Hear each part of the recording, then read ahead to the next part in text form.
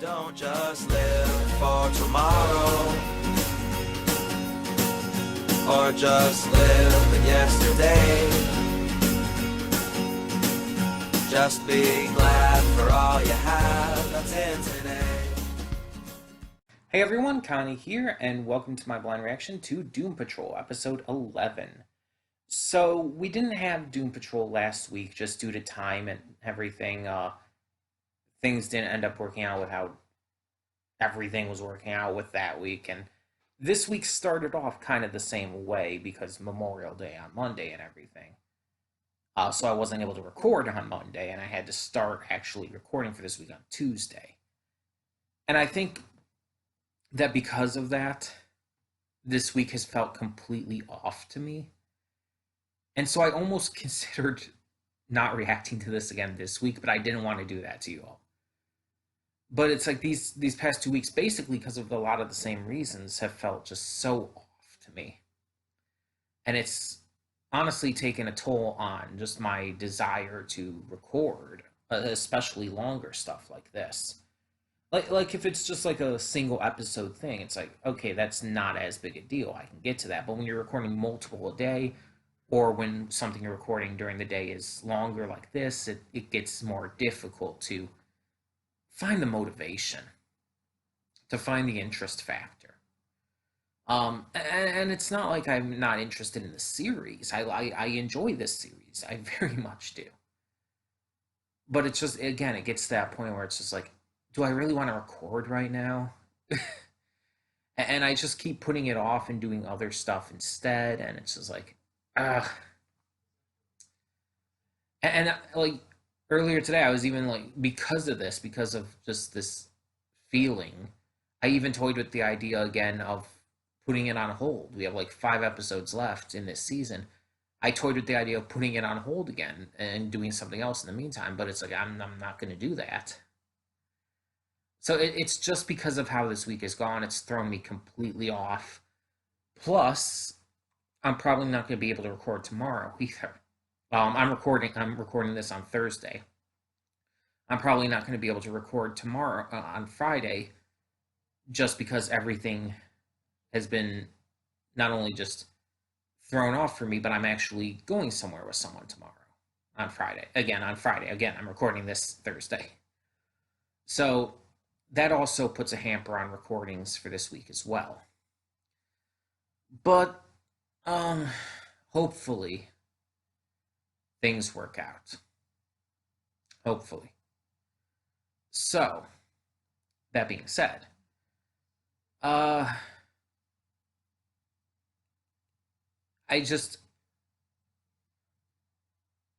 really feel like I almost just need to get realigned or something with all of this. After these past 2 weeks have kind of thrown me off so much, I just feel like I'm not in a good alignment. Maybe I need to take a break. It's been a while since I've taken one. Maybe I need to take a break, like just take a week off of most things, if not all things. I don't know. I don't know. I can play with that idea later, but yeah, it's just things happen, schedules get thrown around, holidays mess things up. So it's like, we'll get back into the swing of things. But that being said, last time on Doom Patrol, we got to learn more about the Chief and his past, working with what would become this Department of Normalcy, I think it's called, something like that. Originally it was like all for the weird and wild, but changed motivations and ideas down the line. So we got some backstory. We got to meet the Chief's love, his true love, and just we see that Mr. Nobody isn't all-knowing, that there's even some things that he doesn't know about. And it seems like he wants to know the location of this woman. But Niles obviously isn't going to tell him, so it's going to be interesting to see where that entire plot line goes.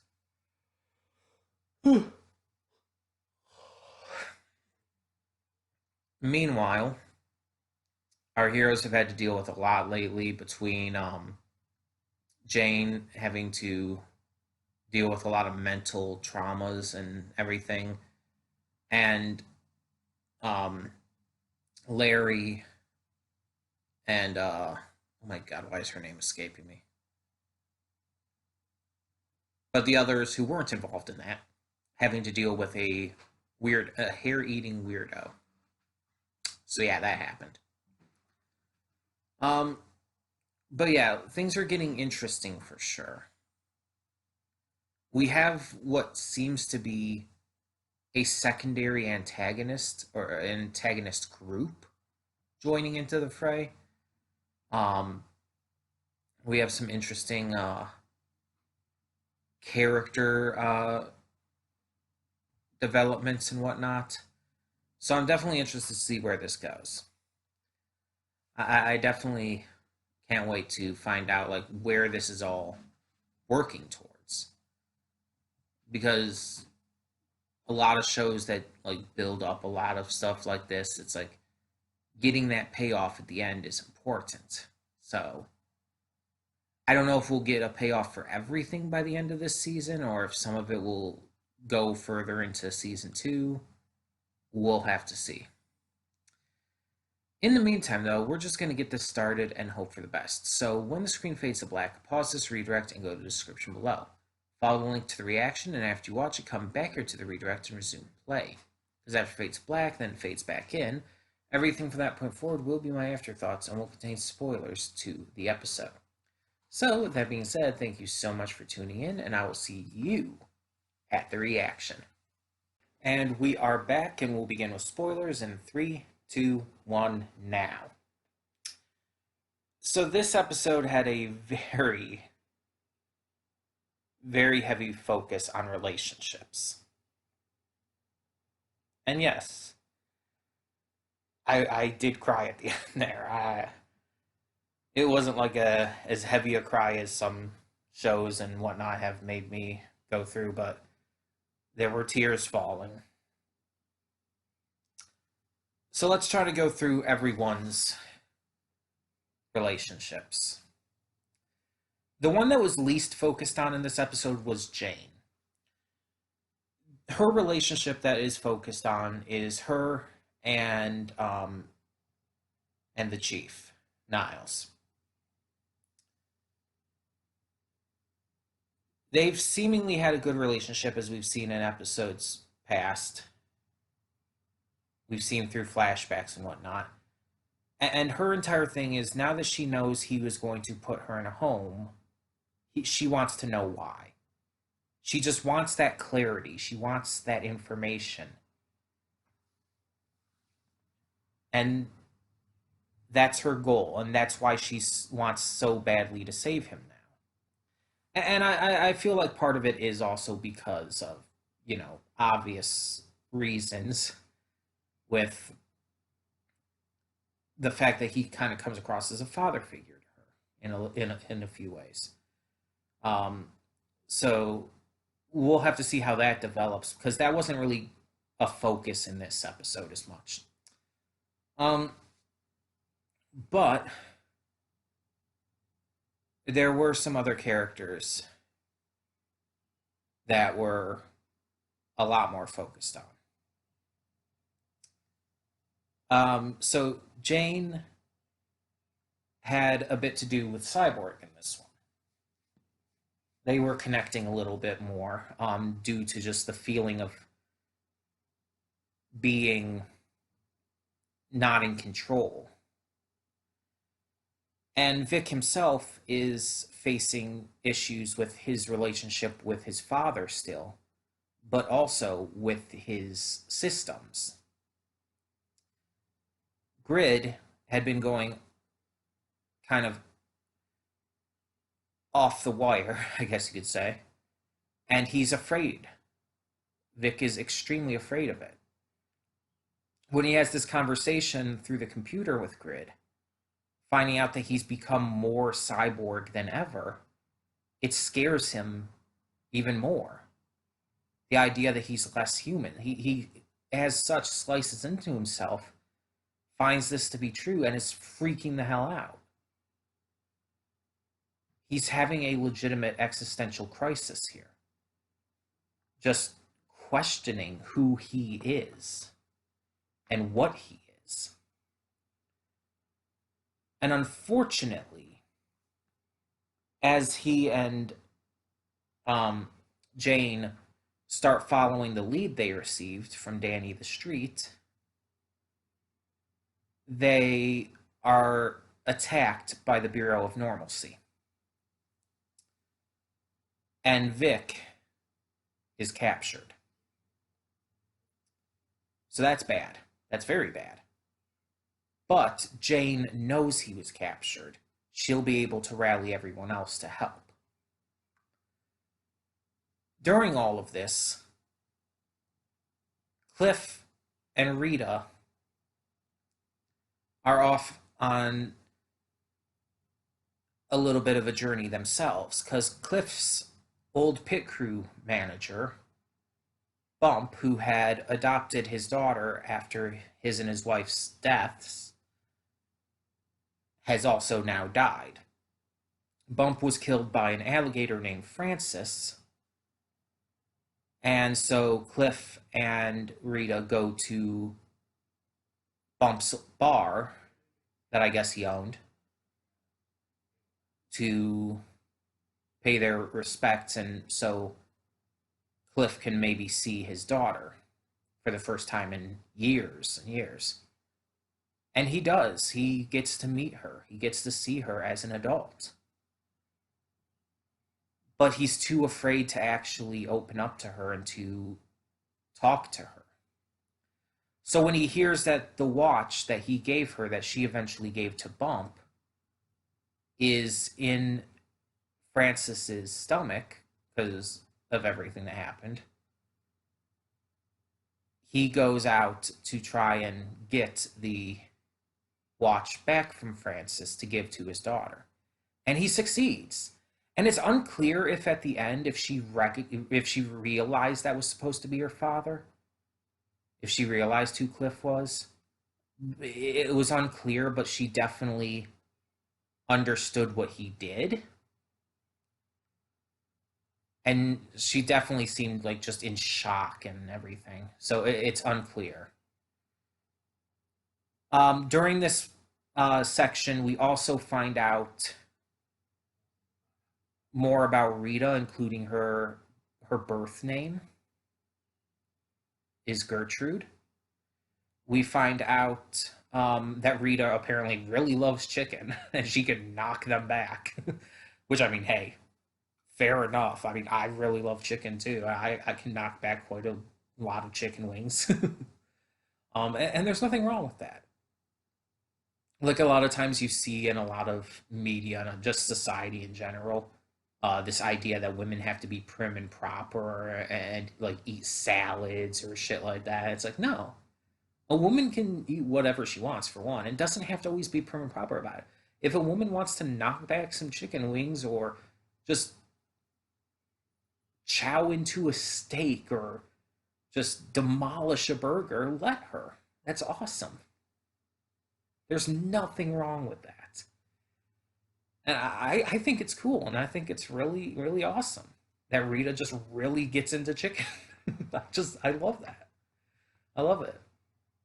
It helps develop her character, and it just makes her seem, honestly, more human. And honestly, I think that that's a great thing to see in her character, to see her just as this normal human person.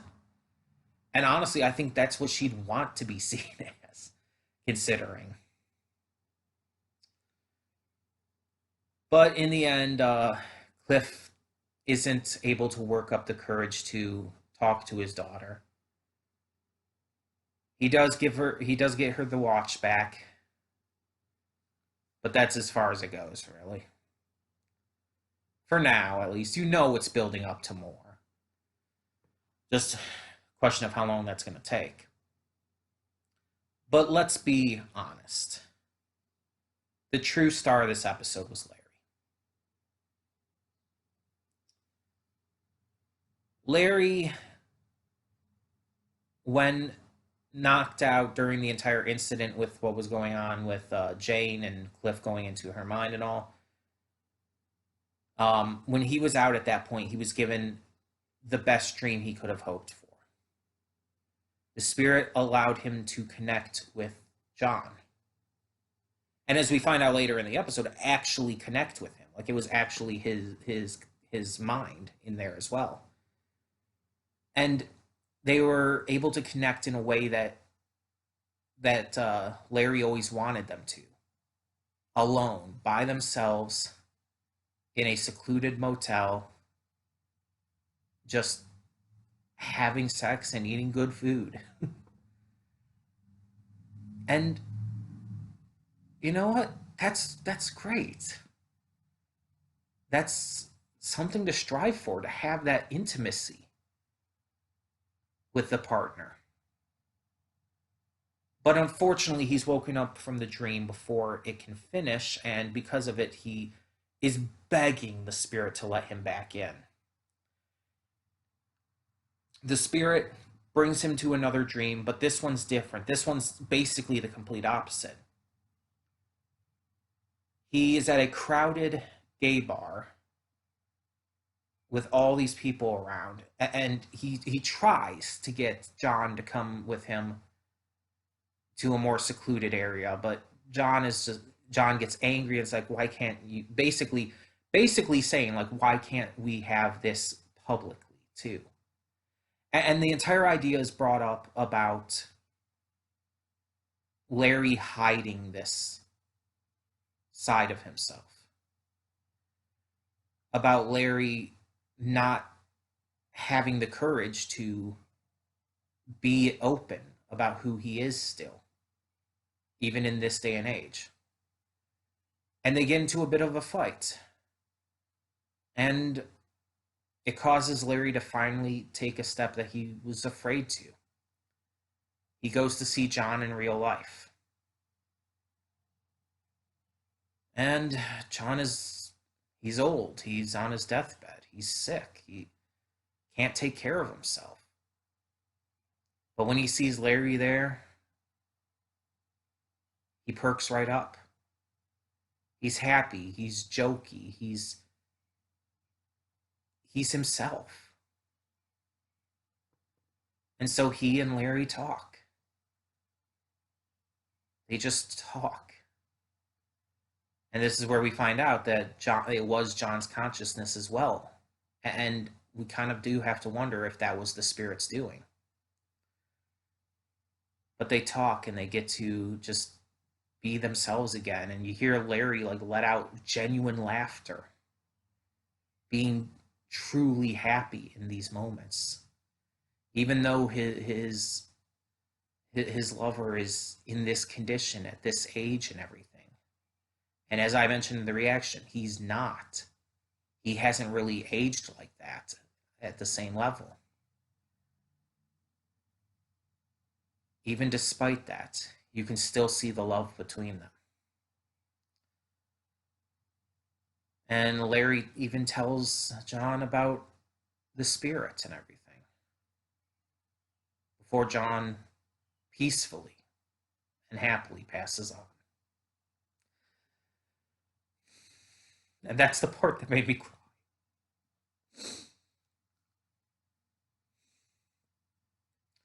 That's the part that got me. And I think, and I've talked about this before, especially during the Danny Patrol episode, but this series really handles its queer representation wonderfully. Whether it be in the Danny Patrol episode with Danny the Street, with morally corrupt. That was her name. Um, but especially with Larry, his worries, his concerns, they're real. They're concerns that myself and many others in the queer community have faced, have felt, have struggled with, especially with the idea of being public, even in this current day.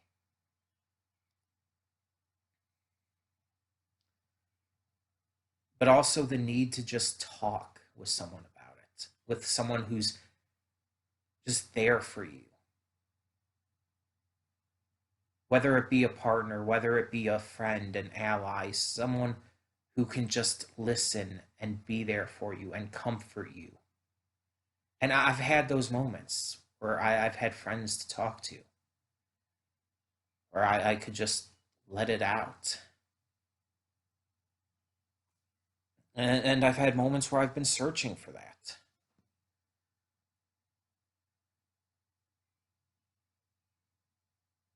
I've had moments where I imagined being in solitude with someone, with a partner, but other moments where I imagined being in crowded places with them. All kinds of different emotions, all kinds of different worries and joys. And I feel like how Larry was handled here was very real. And I'm so happy for him getting to finally just confront this and getting to just take a huge step forward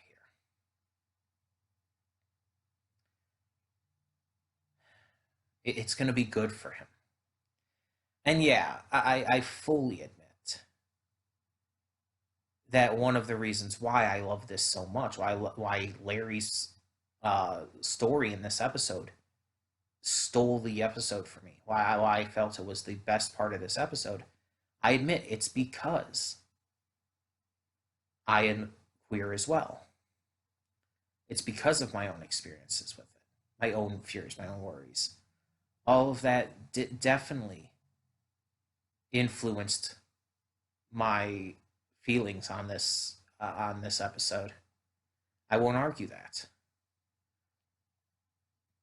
But honestly, I think that's a good thing.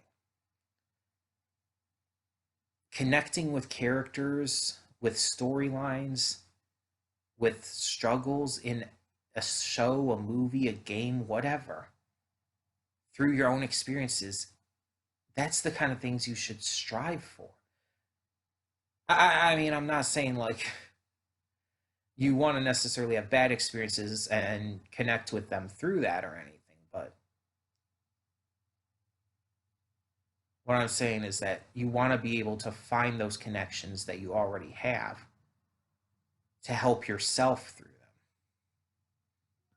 and to be able to just find that connection that'll help you not only just enjoy the series more, but come to a better understanding of yourself. That's why I don't get it when people make fun of or mock those of us who get really attached to fictional characters. I don't understand why people would do that. Whether it's a live action show, an anime, a cartoon, a video game, a comic book, whatever. These are important connections, even if they're not real, because they allow us to grow, to become better, to see the realities in ourselves and make something from that. They're important. And connecting to these characters helps us grow emotionally and mentally so that we can forge our own relationships in real life with real people. It's it's wild to think about it that way, but it's true.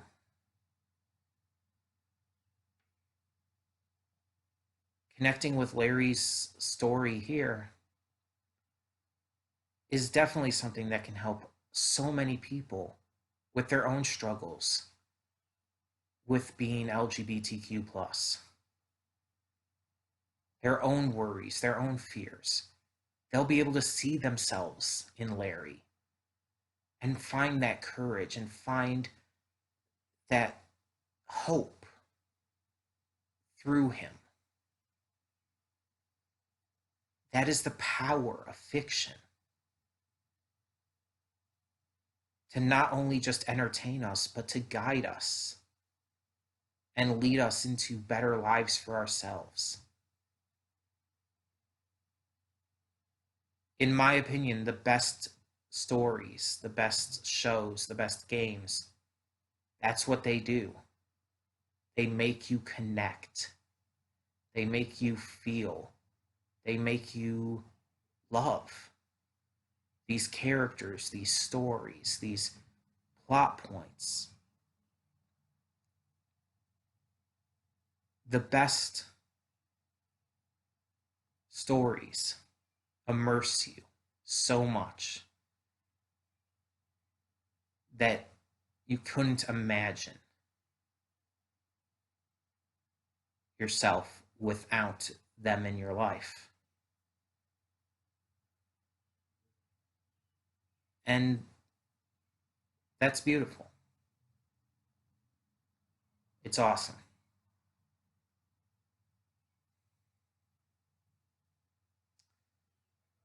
And when John passed away, and Larry wished him good night, it got me emotional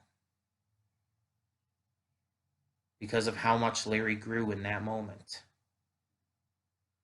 because of how much Larry finally understood about himself, because he finally just talked. And he finally got to have closure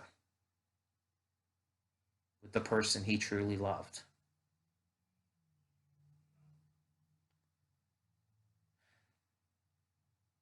This show continues to impress me. It continues to show just how well it's written, how well it's acted, how well it's just executed.